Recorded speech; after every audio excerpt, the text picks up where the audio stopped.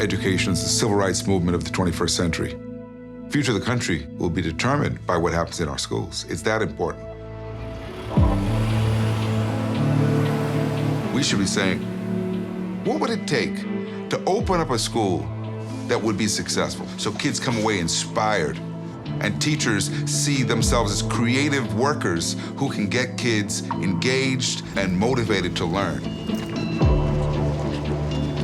A very small percentage of high school kids actually feel engaged in their education. If we want school to be a place that feels relevant to young people, then it has to be responsive to what is happening in the world and what's happening in their lives. Morning.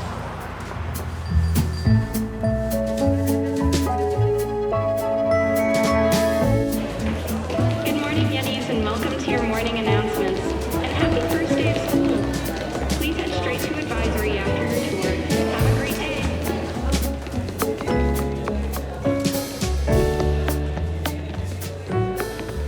I love you. You too.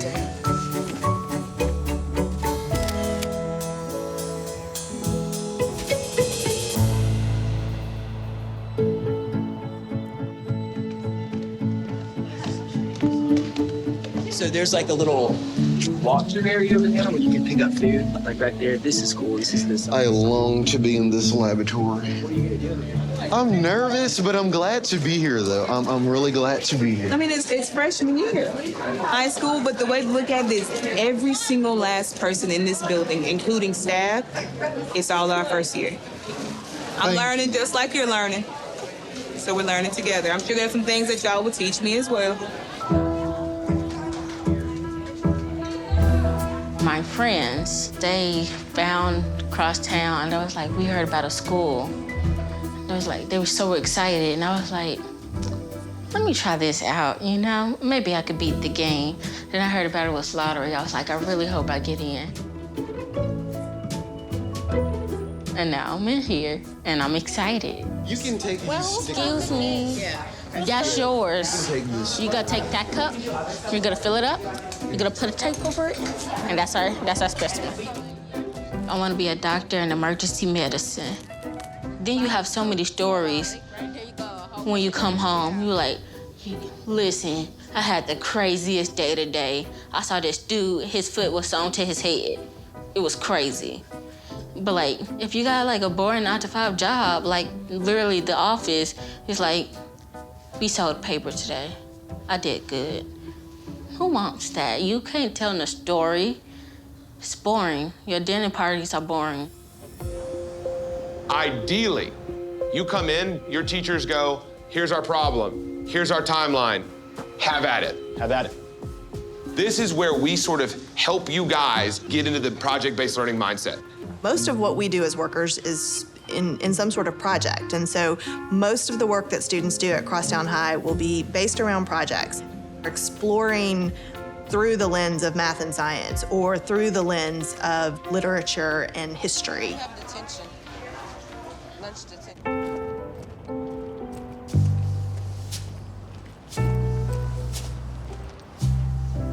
We started noticing Paul around the 5th or 6th grade, just not feel as comfortable in his own skin and start to worry, dealing with a lot of anxiety. And so we do have to build up his confidence. We chose Crosstown because of the project-based learning model that we thought would be perfect for somebody as creative as Paul. And we felt like he will flourish if you give him the opportunity to create for himself. When you have a group of people who are living outside of the laws of Earth, what laws do they have to follow? As humans, we just kind of gave ourselves the property rights of Mars. We just kind of said, Mars, we own it. Let's go terraform it.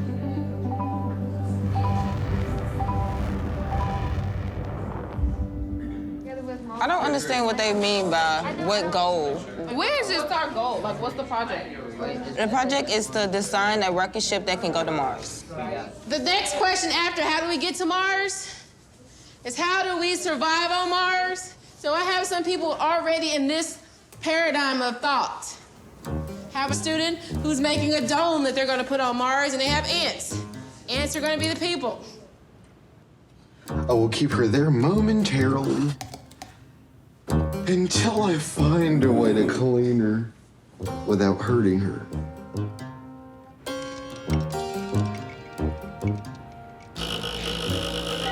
It's kind of messy because our teachers are trying to figure out how to do project-based learning, and we're trying to figure it out. Like, none of us have project-based learning before.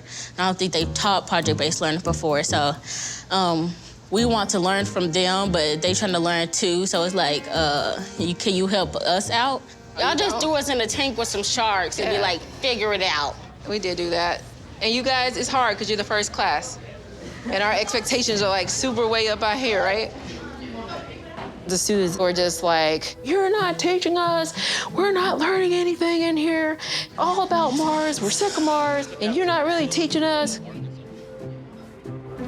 Where I come from, it's very structured. It was very much pencil, paper, lecture, answer, teacher, stuff like that. And coming across town is completely different because they're giving me these projects to do. We're taking stuff to Mars, and I'm like, what am I doing? You will live here. You will do this often. You will live in this. Ideate, prototype, ideate, prototype, ideate, prototype, ideate, prototype. Like, I mean... I had a very smart student tell me the other day that going to Crosstown doesn't feel like going to school. But you know what the interesting thing was is she was like upset about that. You don't like the teachers. Why? They would not help me.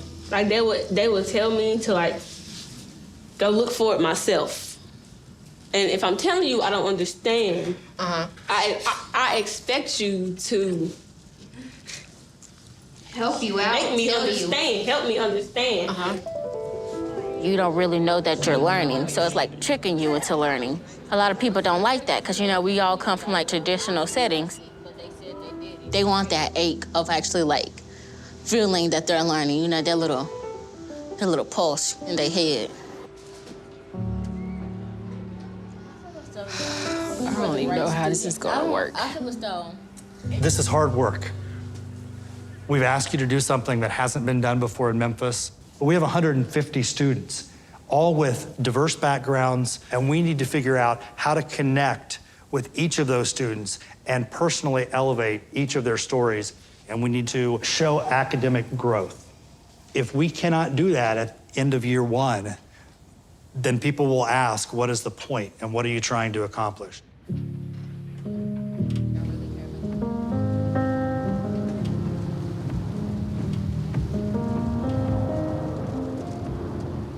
My intent was never to do education. I was going to do research. Actually, I wanted to be a doctor at first, then I went into do research, a research doctor. You know, it was always a fight as far as like being like the only African-American student in the lab that I felt kind of sidelined. The last doctor I worked for, I was like, you know what? I'm gonna just go into education and then I'm gonna teach a bunch of people to come in here and like take over because you guys suck. So now this is 9 years in. This is Melrose High School. This was my first major teaching assignment. I was here for 4 years.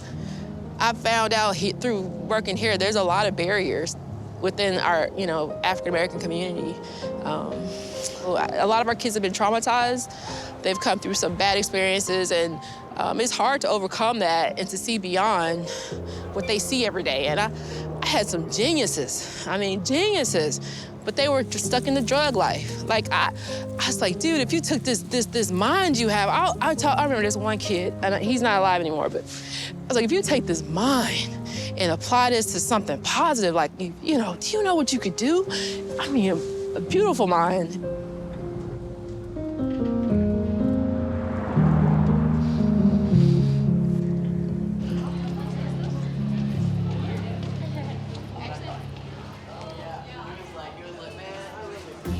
All right, what we're about to do, because I've had like 1,000 complaints, like I've learned nothing this quarter. So that's how you feel. I'm gonna show you how that is not true, okay? So what I'm going to do is I'm going to pass out an EOC test. It's this big old test that you have to take at the end of the year. I've heard these grumblings and rumblings of like, we haven't learned anything. I'm trying to show them that we actually did cover these standards that are required by the state. All right. Take one, pass around. Now you're gonna use your reasoning skills to answer this test. She's like, because y'all think y'all not learning anything, have this test. And it's like a standardized state test. I get this test and I take it and I'm just like, I'm answering the stuff subconsciously. Like, I'm not even realizing that I'm having no problem answering these questions. We did it, and I was like, wow, it was super easy. And I finished it with no problem. Thank you. Thank you. Thank you.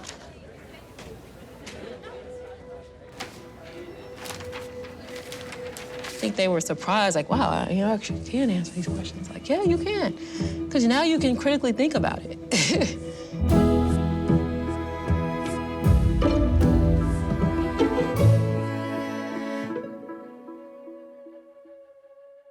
Today is the day. Poetry Slam Friday.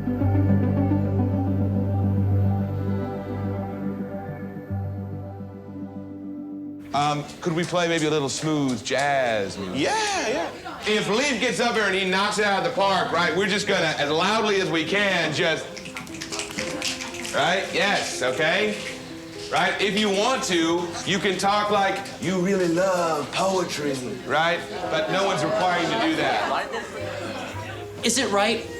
It lets us accurately sail the sea. But is it the best for both you and me?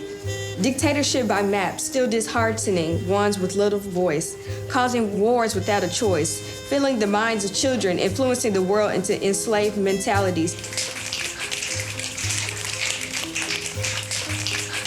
All right, Paul, what you got for us today? It's a free verse, except it does rhyme. All right, a rhyme and free verse from Paul. A rectangle filled with sea people dirt. Our projections bend and recreate the earth. Like the lens of a camera, maps can reshape. Flatten and rip the globe, fix it with tape. Inside the classroom, the Mercator lives. Size is distorted, a viewpoint it gives. The North much larger, Europe in the center. Northern countries having the world in their tenor. Gull Peters is able to fix the size, but shapes of countries Gull Peters defies. Good homolazine tears and separates. It can show an ocean, but it can't show a lake. Each map projection has its ups and downs. It's the world on paper when the world is round.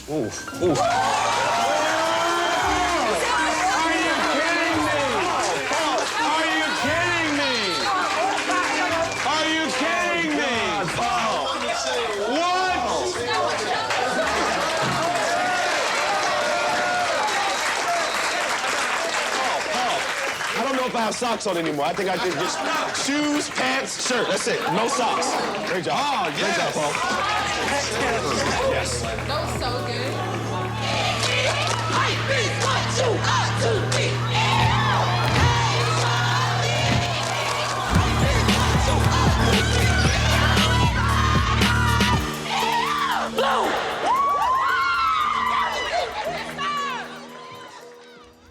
So you ready for tomorrow? I mean, you know, school. I'm never satisfied with anything. Gotta keep hustling. Because when you stop, you done. You out of the game, you get eaten.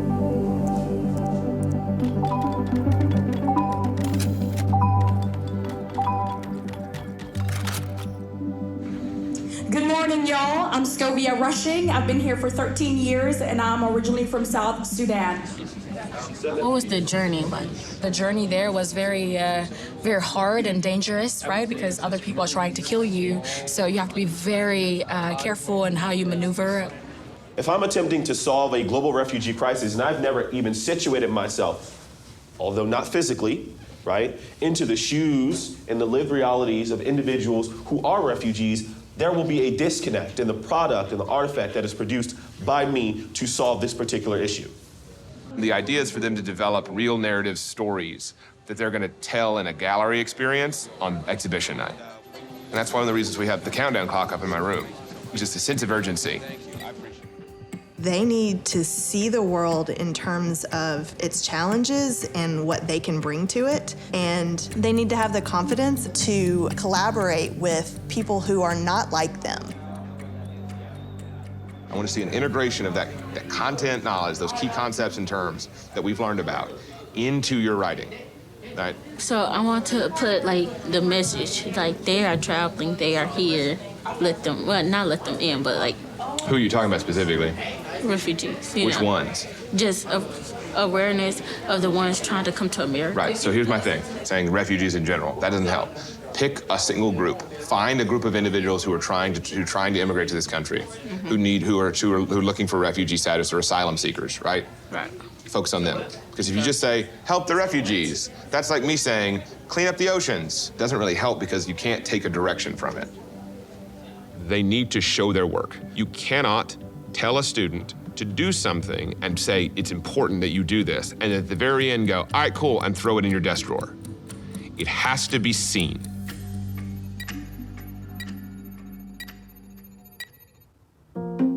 The proposal of my project is a game, so you can go through their journey. And the first one to fall loses. I was thinking about putting this map on top of the twister, like this, you know? You start with your right foot in their country they were born in. Right. And you go on with your left foot, your right hand, and so on and so forth. Right. I really like that. So I'm going to give my information through the form of a realistic fiction pop-up book. I don't know the legitimate story of Scovia, so of course I'm going to have to add some fiction components to this. Why can't you just ask Scovia? But I mean, I don't know every legitimate thing, and then talking to her would take forever because I'll also have to do this. It wouldn't take forever. Everyone else is talking to people. We wanted you to make it nonfiction. Oh, I didn't. Through and through. Some of you need to go back and continue ideating. Some folks have an immense amount of research that you need to do so that your project can be thoroughly fleshed out. Action. They're always. I think it's good. Yeah. Okay. Is Terrell down there? Terrell, Scovia. So I remember you said that, like, when you were in the refugee camps, you didn't really see yourself as a refugee. Like, you weren't really aware of what was going on because of your age. Yes, I didn't understand the concept of refugee camps or dictators. You know, I was just a little. I just got some information from Scovia. I started interviewing her again. So I just actually got, like, different idea. I've decided to make a hologram. A hologram? Yes. Somewhat like this.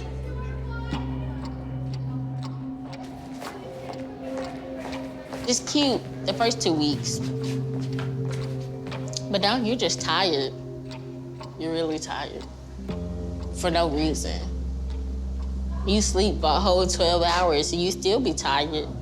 Because you just got more stuff to do when you come back to school. Stressing out? Yes, sir. Because it's like everyone else is getting their things done. Not really me. I have this. This is like my complete first time making a hologram. And every component of math is vital if you want to project the image in a correct way that's not distorted. And these sides are what I need to actually make the 45 degrees accurately. Yeah.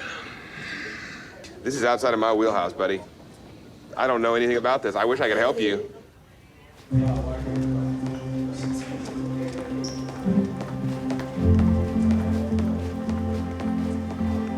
Probably the easier way would just be to find x over here and just use the Pythagorean theorem, and then you would have all your sides. So using the Pythagorean theorem, that's how I'll find the sides? A squared plus b squared c squared. All right.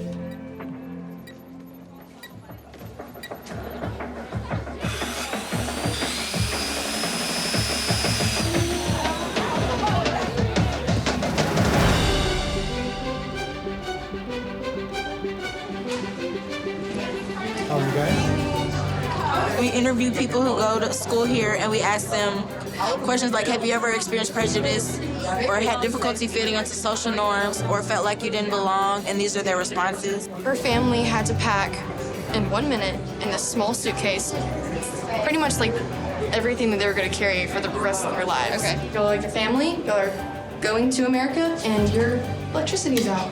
So you'll have 1 minute and go. Okay. And thinking about, like, what can you sell? Will you please stand on one foot? Can you please tell me the language of one of the official languages of Sudan before you place your left foot into Kenya? It was like kinda a struggle to get to those places, and you're struggling to get to that place on the map thing. Come on, you got this. Come on, you got this. You may move your right foot onto Canada. You are allowed to move one limb. Yes, you have completed your journey. This is a workout. Good job, Rachel. This is a pretty cool experiment. That was fun. Yeah. I did a hologram, and it tells your story. Well, it shares your story.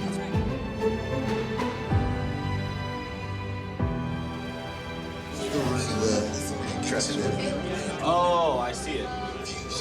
Thank you so much for coming out to support my hologram project, and thank you for viewing Scovia Rushing's story.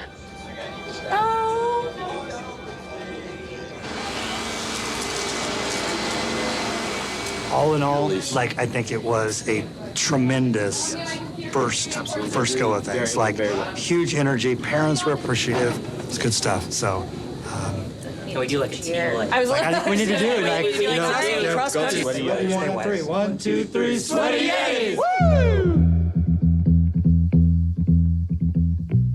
Today's special is Memphis Soul Stew. We sell so much of this, people wonder what we put in it. We're gonna tell you right now. My teacher, Mom, my favorite teacher, I didn't